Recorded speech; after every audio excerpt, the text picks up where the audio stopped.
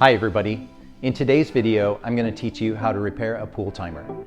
I'm Jay. This is Jay's how-to channel. Let's get into it right now. Okay, first we have to shut off the breaker for all of my pool equipment. Next, we have to start disassembling the timer. I think most of you guys have Intermatic timers for your pool. Now, if you guys want to replace this timer instead of repairing it, I just have the link in the description below this video. This one's a double throw double pull. Sometimes when you've got 110 volts, it's a single pull, single throw. Here I'm marking the wires. You can actually take a picture with your phone or mark the wires.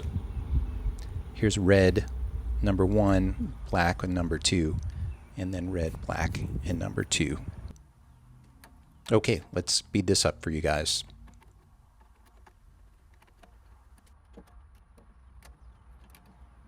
And now we're going to remove this with this fancy little clip, and it just tilts out and you pull it out of the box. Let's get it into the garage and test this. Yeah, open and close, and let's inspect the contacts. Yeah, they look really good.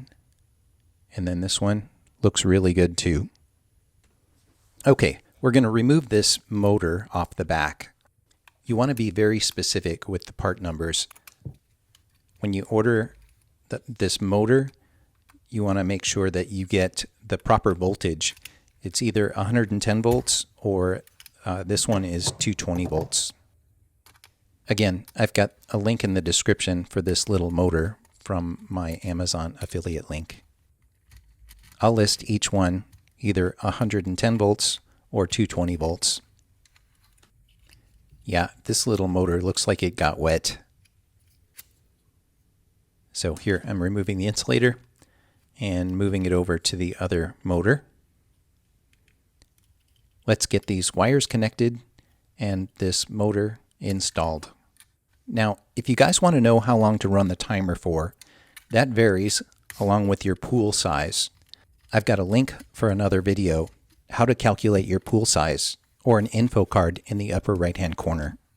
So my pool has about 20,000 gallons, and the pump actually runs 180 gallons per minute through the pump, which is 10,800 gallons per hour. I need to filter all the water in my pool, which is 20,000 gallons, so that makes it 2 hours per day to set the timer for. You can check the plaque on the side of the pump to see how many gallons per minute the pump runs through. Either that or you can find the make and model of your pump online. Let's get this timer back outside. Yeah, it snaps in place. And then we can reconnect all the wires. And for safety, this fancy little cover.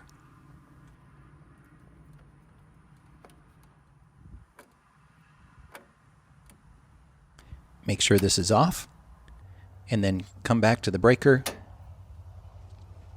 And now I'm going to do a time lapse on the timer and see how well this works.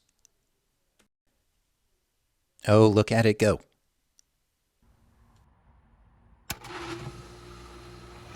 And look at our beautiful water feature. Thanks everybody for watching to the end, and I will see you in the next one.